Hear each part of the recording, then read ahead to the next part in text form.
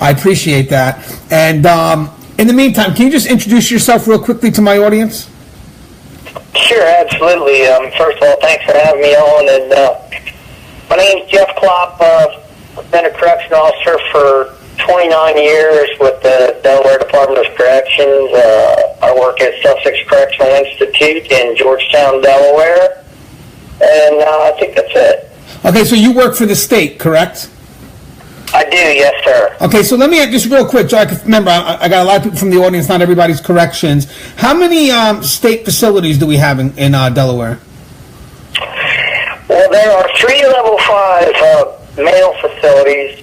There's 1 level 5 female facility, and there are 3 level 4 work release facilities, 1 for each county. There are 3 counties in the state of Delaware, and we primarily have 1 level 5 and 1 level 4 facility for each county. I remember, you're going to have to break down what the levels mean. Level 4 would be work release, and level 5 would be incarceration behind the barbed wire where they do not leave the facility. Now, Geoff, just to get to know a little bit about you, how long you've been in corrections, why did you want to get into corrections? I mean, just give us a little bit about who you are. I got into corrections when I was 20 years old because I wanted to get into law enforcement. And, I got involved. At 20, I got hired, worked down in SCI for a long time,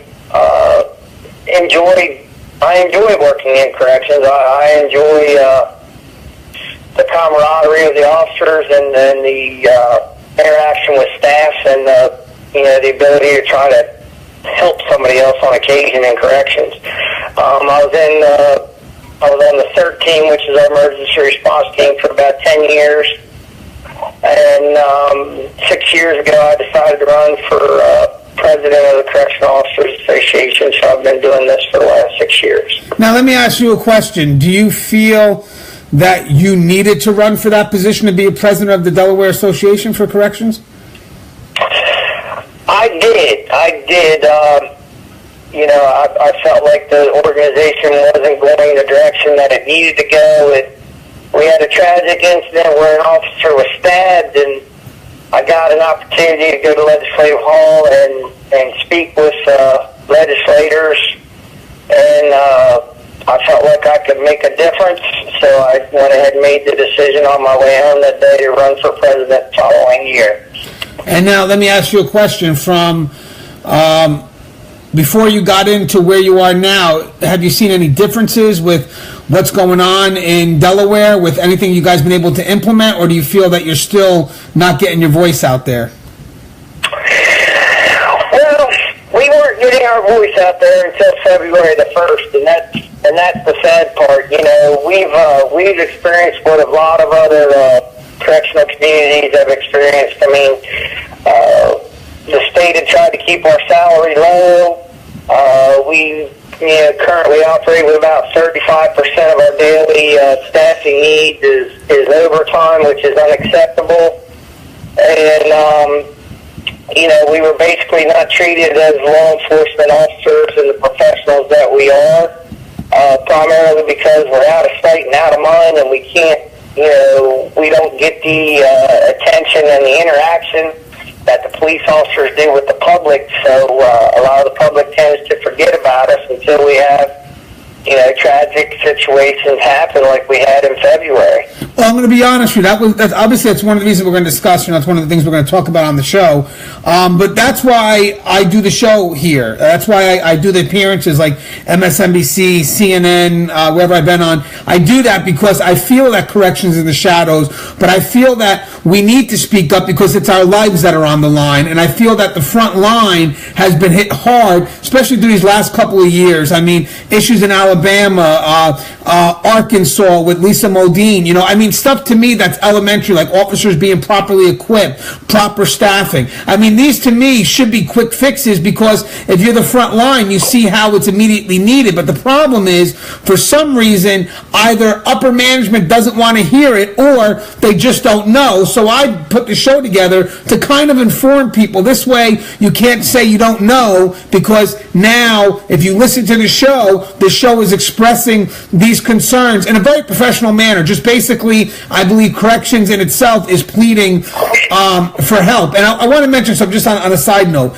I'm working with a production company now. I don't know if you would like to get involved in this, but it's a major production company. We're going to kind of do like a hotel hell where we go in and we help fix the system. And what I mean by that is we go to whatever facility that we feel is hurting and we help build it back. That means that if there's a resistance anywhere, like let's say with officers' equipment, then we put people on the spot. You know, because I think that's the problem. The people that make these decisions make it from their office. They're not being put on Front Street. So we were having the conversation before. If the front line explains why they need, like let's say, certain equipment, then you bring it up to people who have the ability to make that happen. Well, I'd like to see your justification now. So for the facilities that are hurting, it's to help. Even if you're management, it's to help. We're going to start with the people above you. That's how it works. And then we're going to trickle down. I'm going to be honest with you, too. We're also going to get at complacent staff as well, because it's lively. It's like if you go to the range. If you go to the range and you mess around or you're complacent with that weapon, there's zero tolerance. They flip out on you. Well, we're going to do the same thing, because this is people's lives we're talking about. So now, February 1st, and I guess we'll get right through it, we lost a hero, Lieutenant Stephen Floyd. I had the pleasure of meeting his family, beautiful family, by the way. I can't wait for the video to come out. Thin Blue Line is in the process of editing the video now. Together, Thin Blue Line, the Blue Line campaign, along with just national support, we were able to raise $16,500 for the family of our fallen hero. Because don't forget, the families make a sacrifice as well. You know, they lost a loved one, and for them to come out and meet with me and take the check from me, it really meant a lot to me, because they know our mission, also the mission of the Correctional Officers Association of Delaware, was to recognize the man and the profession. And that's why I think they were coming out that day, because there was no losing you there. You got it? All right. There's no ulterior motive but to recognize the man and the profession. So on February 1st, when we had the riot, obviously there were concerns that we felt needed to be addressed prior to the riot, and then obviously got exposed why the riot was occurring, and then obviously after the riot had ended. So I guess we'll start with that, because I've been reading some articles, and I know that you guys are coming up with some of the demands that you feel should be met, and I want to get those demands out there, because you're the person that's going to explain why, and I figured together we can have a really good constructive dialogue. So if we put the why out there, it's going to be a lot harder for people to give us the no. I think the justification of the why is what's missing. So first, let's talk about what happened on February 1st. Go ahead, Geoff. Whatever you can say, just don't jeopardize any ongoing investigation, because I want this son of a bitch who did this to get caught, go through the right process, whatever. I want this bitch to be caught. So in the meantime, whatever you can say. So what happened on February 1st? On February 1st, we basically had a riot situation where an entire building was taken over, and there were probably around 120 inmates in that building,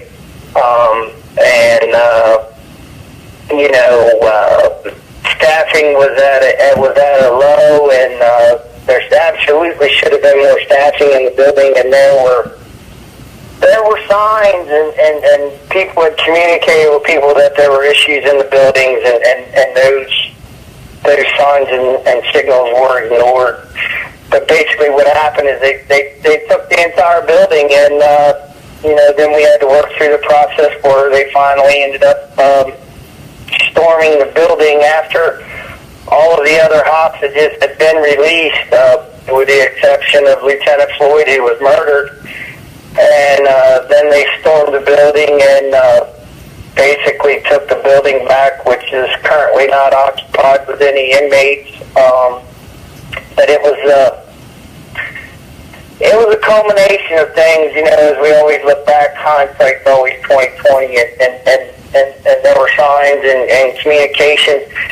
But ultimately, what caused it to happen was a systematic breakdown of people just being overworked and underappreciated, and their voices not being heard, and just over time the corrosiveness of the underappreciation and the overworking and constantly trying to get things done, was a tremendous factor. And the other tremendous factor in it was, this ACLU agreement that's around the country. It was, it's causing us to do things that are unsafe, that correctional officers know are not a good practice to do. Well, let's get to that. I want to get to that, but let's start off with the understaffing. So, just to put out, remember, I got a lot of people that aren't from corrections that listen or will eventually listen. So let's just explain the concern about understaffing. So first off, when you have understaffing is definitely a national problem right now, and you see it a lot. You're seeing it across the nation right now, and you're talking about just not having the proper manpower to supervise the amount of inmates that are inside that facility. Like, I'll give you an example. I was at Clark County Correctional Facility, and they had 10 officers to like 500 inmates on third shift, and I think first shift was like 12 officers. The ratio is really bad, and you need a good amount because obviously there's security concerns. We need people to watch each other's back, and one of your demands that I think is so reasonable, that if you were on the front line, see, real quick, if you're in upper management, okay, and you have the ability to make this happen, picture this. Picture being by yourself trying to control 80 to 160 inmates with probably bare minimal, open areas, closed areas, whatever the case may be, by yourself, with nobody watching your back. Now think about this psychologically, just hear me out. If I go to express an order and someone goes to challenge me and I feel that no one has my back, I may not be able to step front because I require people to watch my back. I need that, because that helps influence my directives. So it's harder for me to get a directive across, especially if I think that directive is going to cause a bit of resistance. So if the directive causes a bit of resistance and I feel that there's nobody to get my back, if a code happens, then I'm less likely to give that order because I'm not willingly putting my life on the line, because I don't feel that someone has my back. Now, when you have the proper staff, because corrections, I'm going to tell you something, these guys have heart. These females have heart. If I walk into a unit and I know that there's someone behind me that has my back, I have no problem giving out any freaking directive. I have no problem, because if there's resistance that occurs, I know this person has my back. You mentioned in one of your demands the importance of having another person another officer with an officer that tours an open area because there's more contact involved. What does this mean? Explain this to the people that don't know. Well, it just basically means similar to what you just said, is you're not alone. I mean, we are constantly outnumbered, but we cannot be alone in a situation, because again, like you said, it makes it to where you are so uncomfortable that you're not able to control the situation because you feel like you have no help and you feel abandoned. You basically feel abandoned. Like, administration doesn't care, nobody cares, and there's total strength in numbers, there's safety in numbers, and when you operate like that for months and months and years on end, it wears on you mentally, it wears on you physically, and the inmates are able to sense and take advantage of that, and they use it to their advantage. Right, and you mentioned something great. Like, it takes a lot to walk into a unit for one person to maintain control amongst people who want to take it away from you. And you also know in the back of the mind what these people are capable of doing. I'm not saying they all will, but there's a good selection that, if given the chance, they would. Actually, I'm sure that can easily be referenced when we're just talking about the riot on February 1st. So it takes a lot of courage for someone to walk in there, even knowing they only have one person backing them up. But now you're not giving them that person. And then you're putting the person right in the lion's den with no backup. It's scary. I mean, for anybody that's walked the walk, that's been on a tier, they can tell you it's not easy to do that, but it becomes a lot harder if they don't feel that there's backup. That's why I always thought of this, and I don't know if you guys are pushing this, but I always thought that automatically you should always have one emergency response team ready in the wings. And the reason why is this. If something happens and a facility is understaffed, the supervisor, once the code goes out, the supervisor that leads the team, he's going to have to scramble to find a team and then bring the team over to the affected area, where if you already have a team that's on standby waiting, then the supervisor, all they have to do is get to that affected area and the team will be there, and it could get to save lives, whether it's inmates' lives or officers' lives. But the thing is, when you have that scramble going and there's not enough manpower, there's so much time being lost in gathering your response team, if you have any, maybe making unethical pulls, which, pulling an officer from a unit that should be covered, but you know what, I need a team. Now you leave in this one area uncovered by any type of custody supervision so they can respond to the code. So it's too much if you want to take a little bit from the supervisor just to help them out, have that first team of 5 sitting in the wings, have them ready,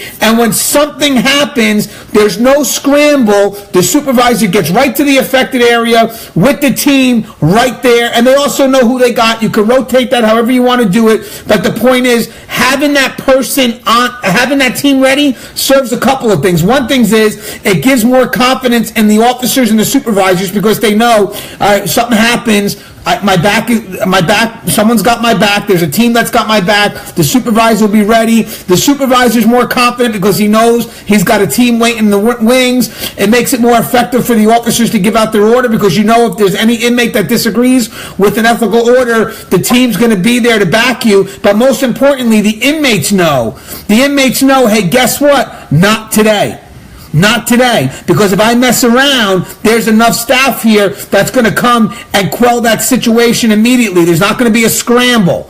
Now, because I think that when there's a scramble, the inmates can kind of get a chance to take over, because now you have a bunch of people that they know what to do, but they're just not able to do it. Do you feel that's what happened? Well, and I'm glad you brought that up, because basically, when we go back, and again, as we look at it, and I didn't talk about it earlier, but the inmates will do what I call dry runs, where they will wait and see how we are going to react, and that's what they did. In this situation, they had several different dry runs where they, staged like there were inmates fighting to see how long it took for the officers to respond to the building, to that code.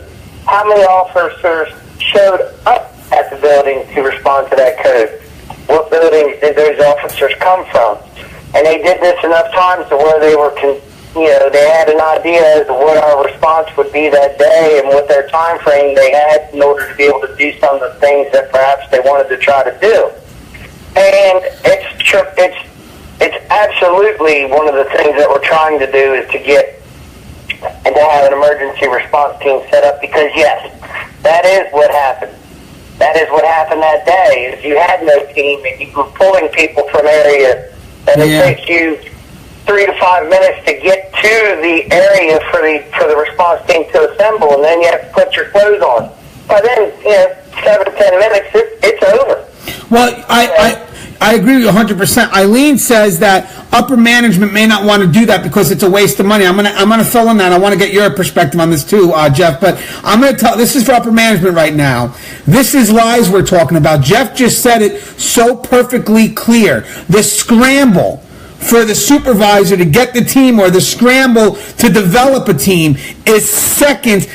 Each second matters. So that seconds that is being wasted, that now goes to the other side. The point is that what we need to do is you got to have that team ready in the wings, because they have to act immediately. I think that that's 101 because of what I mentioned before. It gives confidence. It shows that we're ready. It prepares us. Plus, the cool thing is that we're not exhausting all our energy to one area, leaving the rest of the facility unprotected. We have to have enough to at least handle 2 codes. And that's my key here. So hear me out on this. We have to have enough manpower that if we have a code as a decoy that affects one area, there has to be another group ready to go to where the real issue is. And again, we could debate this all day, because some people are saying, well, they could do it in multiple areas at once. I agree, but we don't even have enough to handle one area.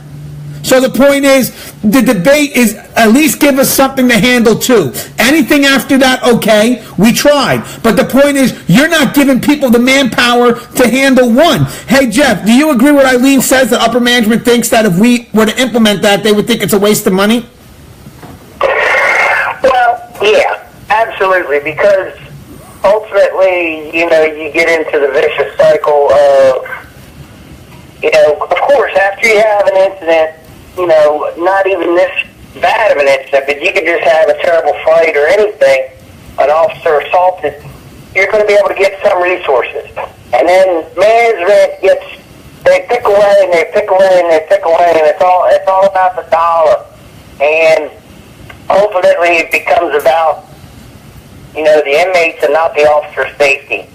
And that's where the communication, that's where the breakdown starts, is because we quit planning and thinking worst case scenario when we always need to be planning and thinking for the worst case scenario. Look, there's plenty of stuff that we all know that shakedown teams, emergency response teams can be doing.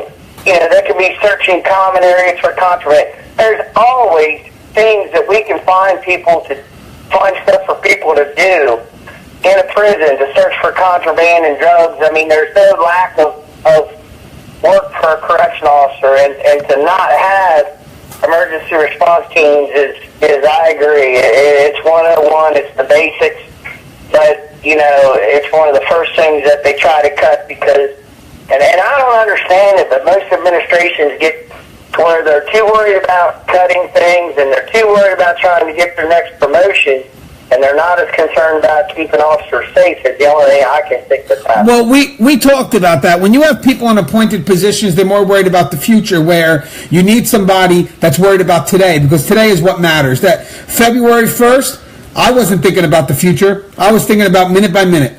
What's going on at this moment. And I would hope to think that the upper management was thinking of the same. Can't think about promotions when this is what led to that. If you're thinking about tomorrow, you're not looking at the problems of today. And I want to add something to this too, okay? Because we're talking about again, this just goes to management up there.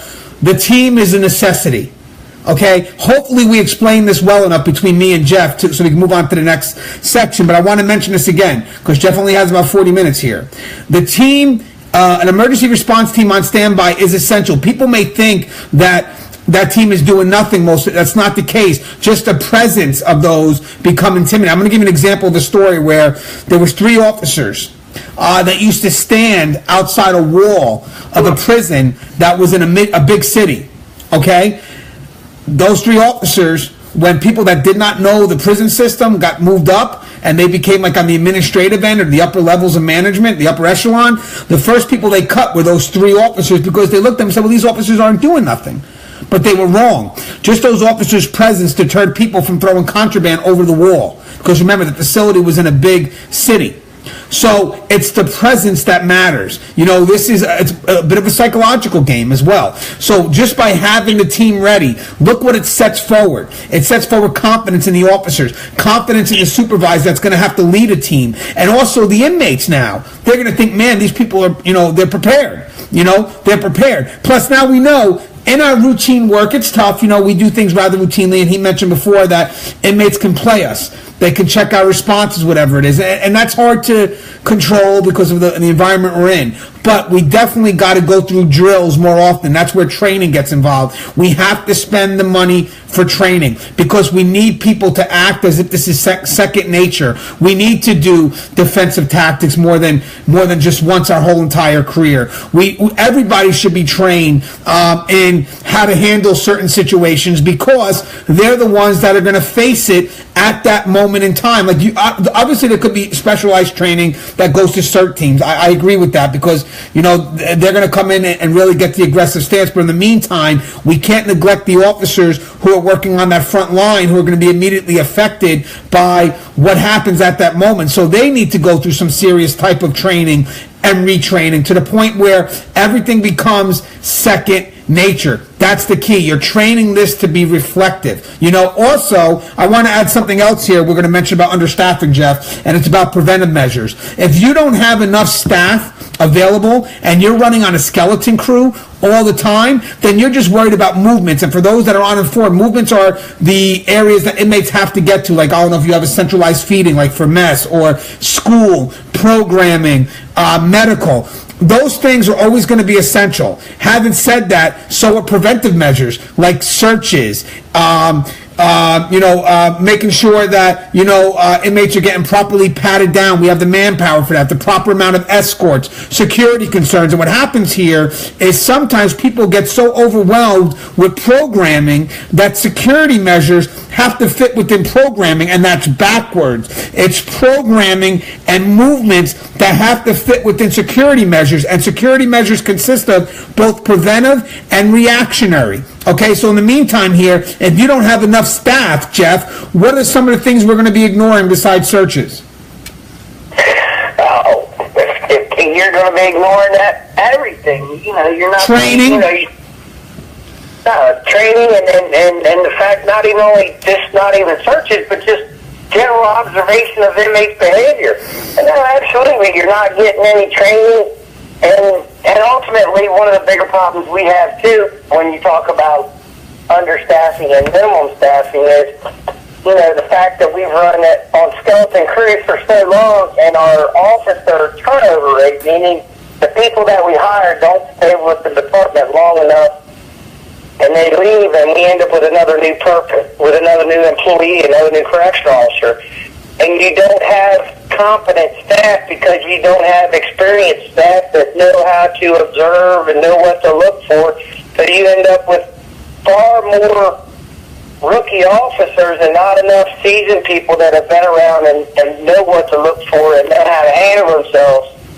And everything goes by the wayside when you're operating at minimum staffing. Absolutely, there's no training and weapons. It's like a cancer when you operate at minimum staffing. It just slowly, just continuously eats away at the morale, at the officer's performance, the whole 9 yards. You made 100% good point. I want to say something, guys. If we're not keeping consistency, if we're not doing nothing to keep the older officers in, the ones that have experience, and we're inviting people to come into the job that pretty much low incentive, we don't know where we're really getting these people because there's not really much being offered, so we don't really know. Are we really properly screening the people coming in? Are we in desperation mode? Are we just taking anybody? But now imagine this. Imagine if you, the one that's doing the hiring, had to walk next to the people that you're hiring. Would you trust your life with some of the people that you're vetting through out of desperation? Because I know at this time, with Delaware losing so many officers, there's going to be a rapid hiring process because they feel out of desperation mode they have to hire. We need quantity. Well, quantity doesn't supersede quality. So the problem is the people that you're bringing through, because now you need to fill those numbers. Would you walk next to those people? Would you honestly walk next to those people? Because if you wouldn't, how could you expect someone else to? Because again, when I was learning, I liked having an experienced officer next to me. There's stuff that you just cannot learn in an academy that comes from years of working at that specific institution.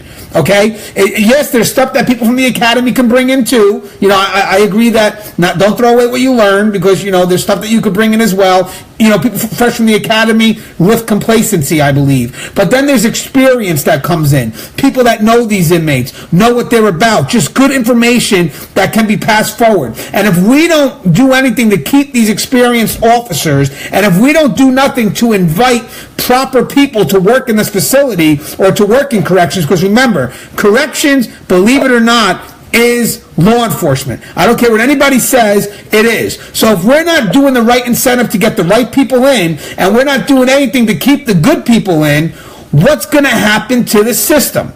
Geoff? The system is going to deteriorate to the point where the system won't function, and it can't function properly, and you end up with a system where the inmates basically control the institution. And that's what years and years and years underpaid salary, undertraining, and underappreciation and overworking will get you, and that's where it lands you. It lands you in a crisis situation with no answers and a very difficult way to try to figure out how you maneuver out of the situation. Well, look what Eileen says. Eileen said this. I said one time to the warden, we're losing people left and right. We need to do something. He said if they don't want the job, someone else wants to pay and leave package and insurance. What the hell? I told him that's the wrong way of thinking. I'm going to agree with you, Eileen. I'm going to tell you why. Okay, I'm going to agree with you. The reason why is this. This is more than just that. This is making sure people are ready for this type of job, ready for this type of commitment. And that's why academies, and we stress this too on a national level, academies got to stretch through at least 13 weeks for corrections, at least 13 weeks. There's so much that has to be taught. Also, you don't want like everybody passing the academy either. You want like a good 25% to 30% failures, because it shows that we're getting the best of the best. If the academy is passing everybody at 100% all the time, that's a problem. You know, I think that's happening out in Chicago PD right now. They're talking about the numbers. They're at a 97% graduation, and they're like, well, wait a second, that's a little high, and I agree with that. You have to have an intense academy because you need to vet out the people that just aren't made to do this job, because corrections is not for everyone. And for that warden to say that anybody would want this type of job or package, the reason why you're wrong is because not everybody's fit for this job. You know, my wife would never want to work in corrections, but I'll tell you something, she'd love a package like that. You know, she would love that. But this isn't her job, and she's smart enough to know that. Some people aren't, and they wait for the first day to get into that facility, and that's when they realize this job isn't for me, but at what expense? They go their first day in this facility, and guess what? The person that they're walking next to is now put at risk, because the first time that this person was ever tested was not at the academy, was not at any vetting process. It was at the first day they walked into the facility. And then that's too late for a test, because it puts the other life at risk. The other officer who's been loyal to the system, who stayed with the system because they believe in the system, but we don't believe in them enough to give them somebody good to work with. So we're going to risk their life because we're desperate now, and we're looking just to hire anybody. So for the warden to say that answer's BS, by the way. Hey, Geoff, let me ask you just another question. Are your officers properly equipped? Absolutely not. I mean, it's, you know, we don't have enough radios. You know, we've kind of moved away from, we've moved from an oil-based to a water-based capstun, and we don't believe that it operates near as well as the oil-based capstun works. Now, it's just the basic equipment and lack of basic training. Just even for your air breathing apparatus and the masks and the lack of training with that. No, we don't have the right equipment. Everything we have is antiquated and passed down, and we can't get anything new. It's what happens when you are, you know, the bottom line is you know, police agencies are out in the public, and when people aren't responding to emergency situations in the public cries to the legislators and the representatives, and they complain, and changes are made. We don't have that voice. We don't have the ability to reach out to people and get somebody's attention. For whatever reason, people tend to want to continue to discount our professionalism, discount our knowledge of what we know we need in order to make things work safely. They underestimate our experience, and for whatever reason, they don't attach enough value to the things that we say are important. Well, that's why I want to... Hey, guys, in the meantime, I'm trying to create a show. Inbox me if you have contacts that kind of like the hotel hell for corrections, where we go in and we don't leave a facility in jeopardy. We try to correct the problems and put people on Front Street. I have a major production company with me. I just need access into a correctional facility. Real quick, with Doug Willis here. Doug Willis made a very good point. He goes, if your vetting process is a very intensive process, you can have a 97% graduation rate. Hey, Doug, I agree 100%, but what I'm trying to say is that the initial process, you have to also take it another level up during that academy. So you really are getting the best of the best. You know what I mean? And a lot of academies, they don't want to prior to the person going in, they don't want to test them because they don't want to be liable in case there's a death in the academy. So, the academy, once you pass that initial vetting point, then when you finally get in, I would like to see that another level up. I mean, I want to really get the best of the best, and by doing that, you have to weed through the best, But I do agree with your point. I understand what you're saying. But again, I want to start at that initial level and then weed it from there. What I feel is they're starting at a lower level, and then what we're getting is not really the best of the best. In some cases, we're getting the best of the worst, and that's just not a way to vet. Also, okay, so we're talking about equipment. Lisa Waldine, you guys know, in Arkansas, Miller Correctional Facility, she was taken out. She was taken from us, and the rumor was that she didn't have proper equipment, right? So let's talk about why this equipment's needed, okay? So most people think that the equipment, again, this is the uninformed, that the equipment is an aggressive tactic. And to some extent, I can see where you're coming from, but that's not the case. Most likely, the equipment is a reactionary tool meant to gain control. So, if you got two inmates fighting and they're not listening, OC, correct? Now, I'm talking from an inmate's perspective because most likely the people that we listen to are more worried about the inmates' lives as opposed to the officers. But let's say an officer gets attacked. That pepper spray stops people sometimes, or the OC, not all the time. But it's better than having nothing. The baton, it's used in a manner to prevent. But I'm going to tell you something, guys. There's a difference here with use of force. There's two types of use of force. You know that, right? There's a use of force to restrain and a use of force to save your own ass. And at that point, if it's about saving your own ass, you give somebody whatever it is that they need to have because they have a right to save themselves. Especially if, as I said, Lisa Waldine, you have a female that's about 5'5", I believe, and the gentleman was twice her size. Just started punching her in the head. This female had no way to protect herself, no way to even hit somebody to distract them enough so she can get away. You got to give these officers proper tools because they need some form of promise that you care about them, and just giving them a tool shows them, what, we care. And I want to say one other thing, because here's the argument sometimes you get.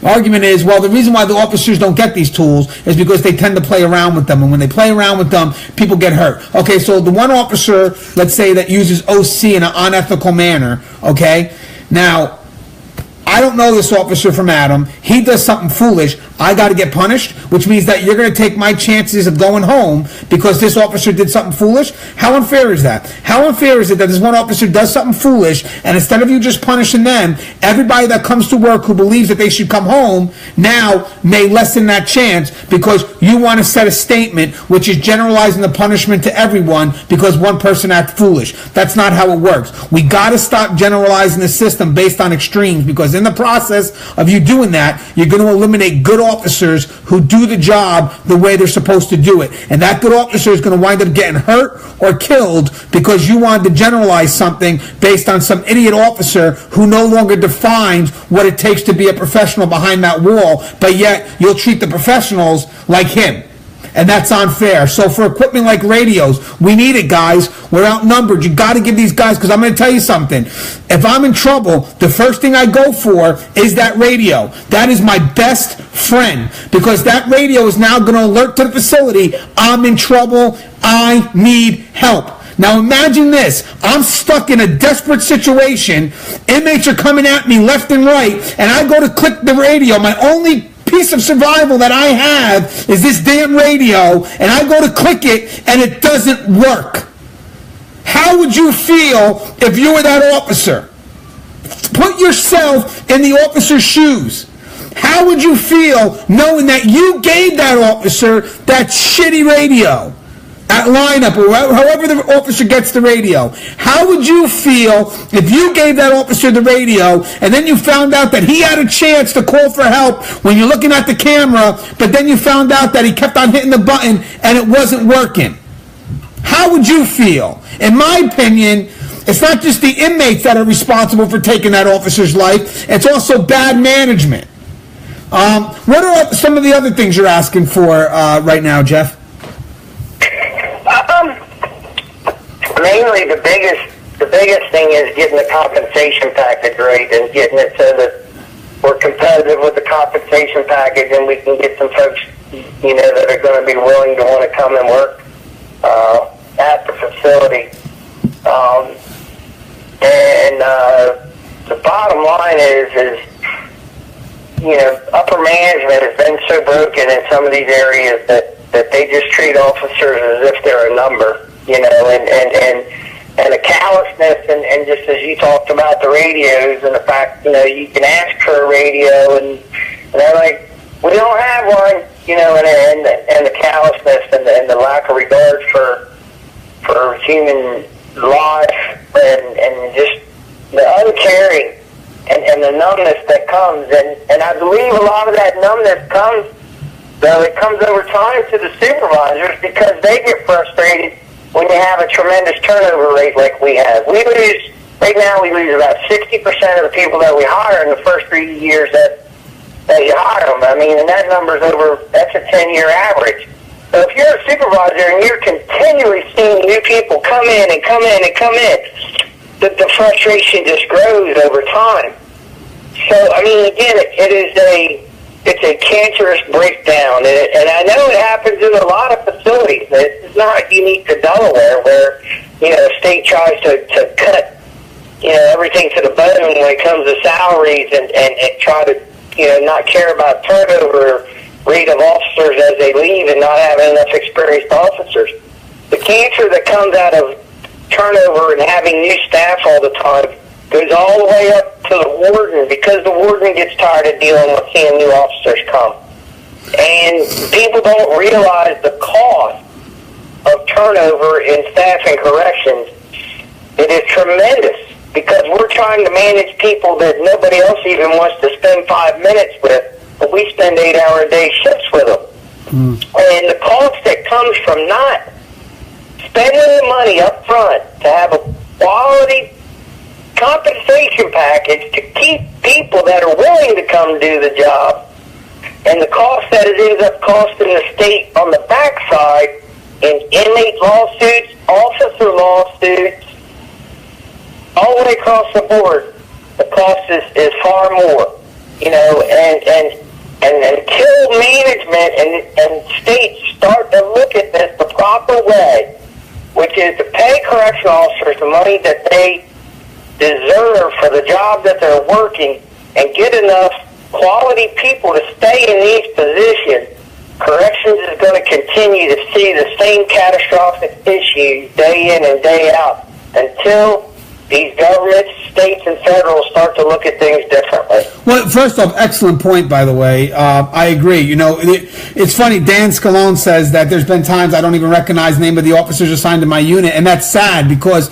you know what, you're losing out on that sense of brotherhood or sisterhood that corrections has. There's something about being confined in that wall that brings about a sense of solidarity that gets lost when you no longer trust the people you're working with, because you haven't built a relationship with them, because they keep on going. Mike Sesta asks a good question, and Mike Sesta is one of the most professional supervisors you'll ever meet. I had the chance to work with him. How many officers would purchase their own equipment if not supplied? I'm going to be honest with you. That's a tough question. I'm actually going to post that on my board, because obviously he automatically knows that the state should be supplying that, because obviously if you can't afford the equipment, it's hard to buy it. But that's a good question that I'm going to post on my board later on, because I know a lot of states force people to do that. But having said that, if you use that equipment, are you covered? See, that's where the issue comes in, because then it's not state-issued equipment, and then it becomes a liability issue, because you're using equipment that hasn't been given to you by the state, and that's a whole other can of beans. But a lot of officers would absolutely be willing to purchase their own equipment. And I know guys that have gone and bought in boots, and they've gone and bought in different pieces of equipment, and it can be identical to what the state would issue, and they're still not allowed to bring it or wear it into the facility. The management, would still stop them. But I mean, again, it's ludicrous that we would even want to think, that someone would have to go and purchase their own equipment without an allowance for that equipment, and to expect people to think that your boss really cares about you at all when he won't even buy you a pair of boots or buy you a baton or batteries for your flashlight, or just the simple things that you need in order to try to safely succeed and get through your day at work. Yeah, it continues to show the callousness of administration. Well, I like what Mike says. It's definitely something that needs to be worked out with management, like a cuffs or a pair of cuffs. I agree, but the problem is, like Eileen says, who makes the money to buy the equipment? Like, some of these vests could run over $1,000, a proper vest, the one that are both shank and bulletproof. So, I mean, it's going to be tough. But having said that, even if the person was willing to do it, would the department back the individual if they had to use the equipment? Now, I want to talk about the lockdown. Okay, so after the riot occurs, I was very upset during the riot, by the way, just the comments from the public, very uninformed public, that pretty much looked like they were giving the inmates a reason to unite because they were kind of justifying the inmates' cause, and it shows no respect for the people that risk their lives behind the wall. I think a lot of times when we have these protests and stuff going on in the streets, they can now be seen as trickling into the institution, where now you have inmates that are uniting, and it makes it harder for the officer to control, because don't forget, guys, when we walk in a facility, it's not us versus them, or not us versus all of them. Sometimes it's just a manageable few. But if we start uniting them on common causes that are actually fruitless to begin with, well, now you're making it hard for the officer in that unit, in most cases the single officer, to control a population as heavy as 160, maybe even more inmates. But having said that, there are required needs, and we talked about that again, just across both levels. If the inmate's required to have something, we by all means make sure the inmate gets it, because if not, it gives them a reason to unite, and we want to kind of stay clear of that. That's why we have to really look into that grievance system, because the grievance system are levels where we can fix the situation before it blows up. But having said that, it's not just the inmates that have a right to grieve, it's also staff members. They need to be heard. They're frontline warriors who are out there dealing with these inmates every day, and if they have a grievance, they also should be heard, because maybe there are certain things that can happen, or certain things that need to happen that could have happened before the riot. Now, we actually had a conversation prior to this, and we're going to get to it now. But remember this, Geoff, we got to get to both sides of the audience here, because we want to have change. And what the problem is right now is I think that we can get change right now with Trump. Again, I don't play politics, but hear me out. Trump is pushing to privatize more prisons. Okay? We know for a fact that's a bad idea. Okay? At least I know. Right. So now there's room for advocacy on both sides of the road. The people that were against mass incarceration are now kind of standing in line with us, because we're against privatization just like they are. Now, when it comes to prison, I'm not for putting people in jail to make money. I'm not for getting people out of jail to save money. I'm there for the right reasons. If the person committed a crime, this is the time they're supposed to get. That's what it is. But more important is the front line and my concerns for them. So now there's actually a common road now. When I was on the Sharpton show, we actually had common ground, because they think that people getting locked up in private prisons, their lives are at risk, but they also have something that we share with, locking people up for profit. I'm not for that. Neither are they. So we actually have common ground with the side that we thought opposes us. But having said that, when someone jumped up and said private prisons are better ran than government facilities, well, now it's a little bit different. Again, not to disrespect the frontline warriors, because whether you work private or state or county or federal, you're still warriors. You'll always have my respect. Having said that, prison for profit, it really sacrifices a lot of safety and security concerns that, in my mind, would be needed to run a facility effectively. Now, having said that, and we're talking about the privatization aspect, I don't want to get too much into politics. I'm more concerned about the safety and security of the people on the front line. You can see that now there's a common road that there wasn't before. Now, I know that we're implementing changes in corrections, and you're going to mention some right now with the ACLU, which my problem is, if they would sit down and talk to frontline staff about some of the changes that they would want to implement, frontline staff with their experience would try to make it work. Having said that, if you're going to try to implement it without any perspective from the front line, you're going to get the frontline staff hurt. What are some of the changes that you've seen that has affected the safety of your facility by people looking the program over safety and security? Well, and you hit the nail on the head, because you have people making decisions that have never even been in an institution, never seen how a facility runs, But, some of the obvious signs are is when you start running rec at 5 o'clock in the morning on the 12 to 8 shift, which you've never done before. And then you're running recreation up until 10, 11 o'clock at night, every night. And, I understand what the ACLU is trying to accomplish. But at the end of the day, I know in our facilities and probably most all facilities across the country, we're talking about 10% of our incarcerated population that we really want to lock up for 23 hours a day. The other 90% of our population, they function pretty well. And the 10% that we want to lock up, they have the ability to come out of that environment if they behave properly. But they choose not to. And the ACLU seems to think that, hey, if we give them more time out of the cell, if we give them more structured time, more education time. No, that's not what's going to happen, because people need to trust what correction officers tell them. When we tell them that these inmates are broken, these master manipulators, that's all they've ever done, they're professional con men, and these people are broken.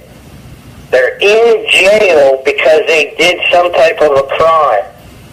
And the 10% that we want to keep locked up, we want to keep locked up for valid safety reasons. And those inmates have the ability to come out of that 23-hour lockup facility if they behave themselves for a certain period of time. But many of them cannot. And the ACLU doesn't understand that it doesn't have anything to do with the setting. It has everything to do with the broken human being that we're trying to keep an eye on. Well, the fact that we've done away with all these mental institutions, and we end up having inmates that have mental issues in correctional settings because there's no place else to put them. And I like what you said about 10% versus the 90, and that's going to lead into my thought here. When the outside worries about the one, we have to worry about the many. And our ultimate goal is to rehabilitate as many as we can. It's hard to do that if there's a threat in the environment. Okay, it's very hard to rehabilitate individuals, or the many, if there's this one constant threat. So the threat, and I'm calling the person a threat because that's what they're doing, gets removed, but they still get services where they're put. And they're not removed and forgotten. Hey, take care, Doug. Good seeing you, brother. They're not removed and forgotten. Actually, they're removed, but they get better attention, man. They get the medical services every day, the mental health. They get programs now within those areas of solitary confinement, which technically not really the right word because they're not alone either. I would definitely go with the term maybe like restrictive housing or administrative segregation, but definitely not the solitary confinement aspect. And they get their yard, but the problem is that we're removing this individual so we can rehabilitate the many. Because I'm going to tell you something. If you ask the inmates who are trying to do the right thing, they're going to come out and say, can you get rid of this guy? Can you do something? Because I'm trying to do something in my life here. Or let's say you have a visit program going on, and this idiot's acting like a fool in the visit program, which forces us to lock down all the visits. What do you think is going to happen? You know what? Why we have to put that inmate away? We have to lock that inmate away for his own safety. Because you take away an inmate's visit from their family, they're going to come for him. Trust and believe they're going to come for that inmate. So there's a lot of culture here that's not really understood by the people that need to implement it. And I think it would be understood more if you created a balance. If you want to go to the inmate population, that's fine. That's your objective. I understand that. I respect that. But don't do that without also finding the balance among frontline staff where there's a good, honest communication that can happen between what's needed or what you feel is needed and can it work. Because most of the time, it can work, it could, but it requires some form of cooperation in a world that doesn't want to cooperate. That's the problem. And when that happens, go ahead, Geoff. And it'll usually require a financial investment on the state side in order to make it work. And most times they're not willing to do that.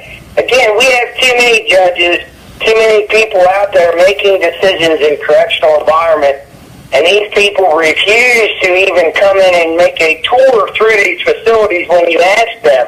But they want to sit outside and make decisions when they have absolutely no understanding of what we do and how we do it. you know, when I have conversations with people, that we have a building at James T. Bond facility. It's called S1. It has 200 inmates in there.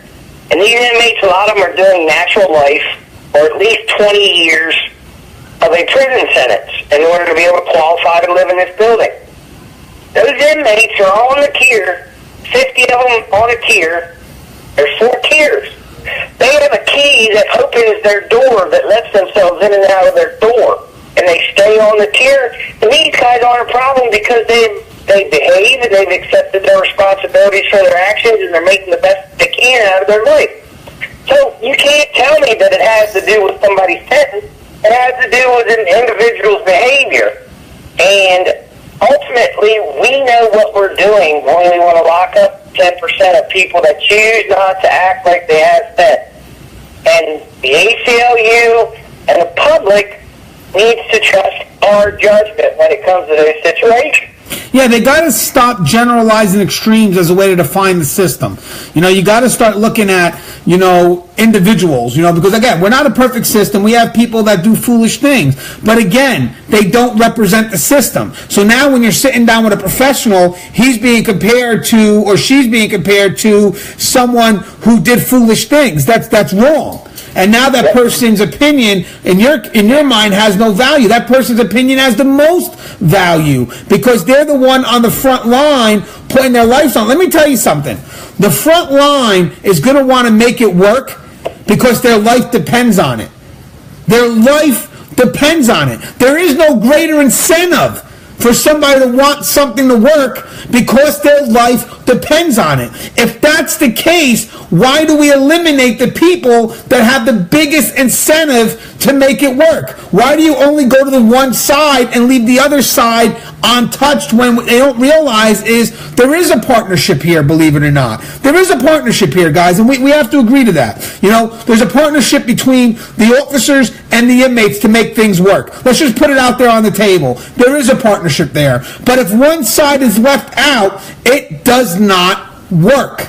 It will not work. And in this case, for many years, the side that's been left out is the law enforcement side, is the custody side, the side that can make it all happen. If this was a painting, custody is the canvas. Everything else is the beautiful picture, but the beautiful picture does not exist unless you have a safe canvas to paint it on. Now, just again, I know you got to get the close, and I know you got to go, Geoff, but I wanted to touch up on just one more thing, but real quick, just to finish this thought here, is that for any changes, I'm just going to put it out there. If you want to implement something big or groundbreaking in corrections, please go to the front line. Because it's more than just putting your name on it. Because I'm going to tell you something. Those same people that put their name on these bills that they think are going to help the system without getting involved, without seeing what the system's about, without talking to the front line, you should also put your name on the death certificate when an officer gets killed. Because you're also responsible for that. Because if you don't communicate with the people that are most affected, then you don't take their thought in mind. You don't take how important their how valuable they are to making things work. You know what I mean? You can't, you can't sit there and, this is a great quote from Death of a Salesman where Willie Loman tells his manager, you can't eat the orange and throw away the peel. That's comparing himself, the orange to a man. And I feel that's what happens in corrections. You take the best of somebody and then you throw away the peel. You can't eat the orange and throw away the peel. And that's what happens in corrections. Give the people a chance to speak their mind. Let them show you that they have value. Let them give you some type of input. And I'm telling you guys, the system works. I believe in the system, but I don't believe in the system in an isolated manner that goes department by department. I believe in the system collectively, which means that safety and security comes first and everything else fits within the means of safety and security, not the other way around. The other way around gets people killed. Geoff, you have anything in closing that you want to say that we couldn't cover? No, Anthony, you're doing a great job, and I appreciate you having me on. I'll be more than happy to come back some other time, but you're hitting all the right points, and you're talking about everything that people need to hear, that legislators need to hear. The correctional officers that work the buildings day in and day out have the answers, but people don't want to ask them the questions. And then when they do, they want to discredit our answers. They will look at us as if we're less than or something to that effect.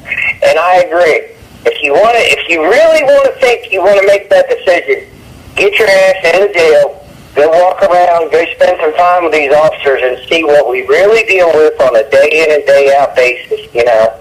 When it's snowing and there's a blizzard and you get to stay home because of the state of emergency, we still get up, strap our boots on, get in the truck at 11:30 at night and ride to work and work so that you get to stay safe.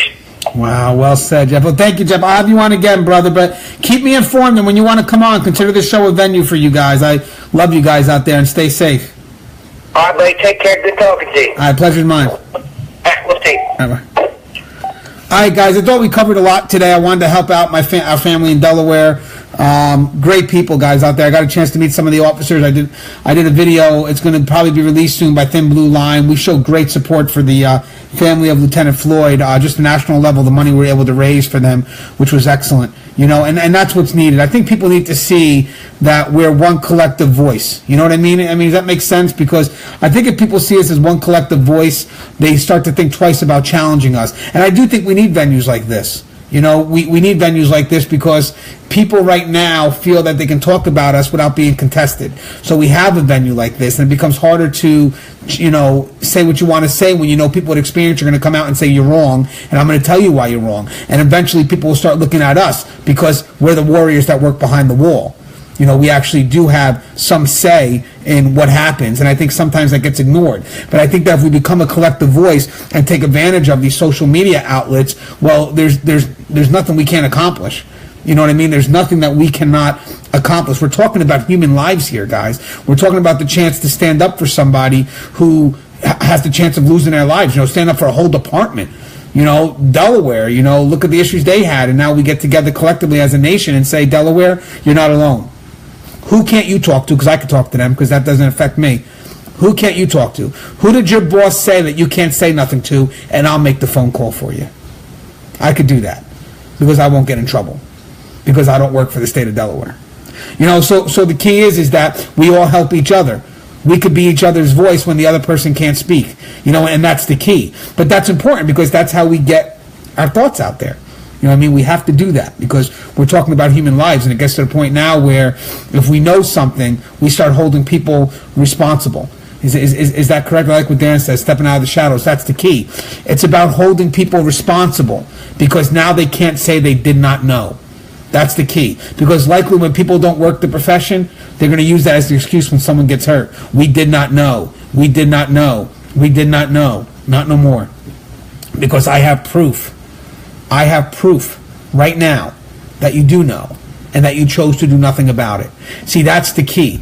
That's why we do what we do. And that's why, as I said, working on a show. You know, corrections is bleeding right now, so let's get a show that cleans up these facilities. Not like no 60 days in crap where you still leave the facility vulnerable. Let's put people to the test. Your facility has no equipment. Why not? Well, the legislature, okay, so let's bring the camera crew to the government office.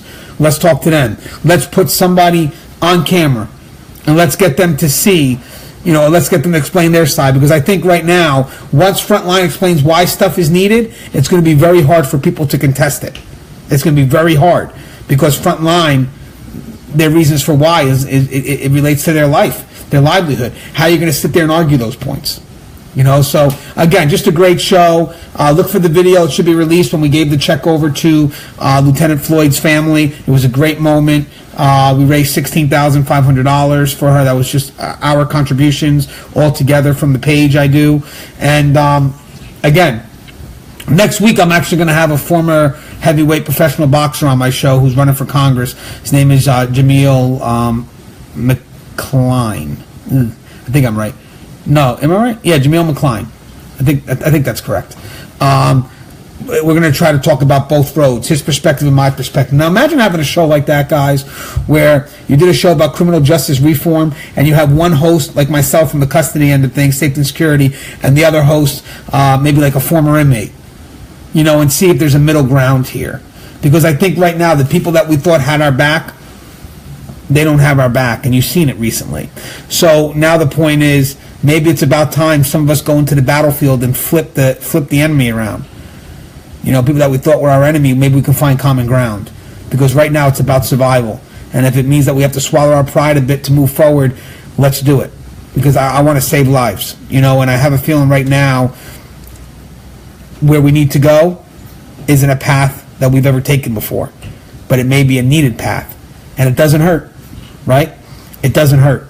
But at the end, it's about making people feel liable. Hey, you better feel responsible because now you know, and that's the key.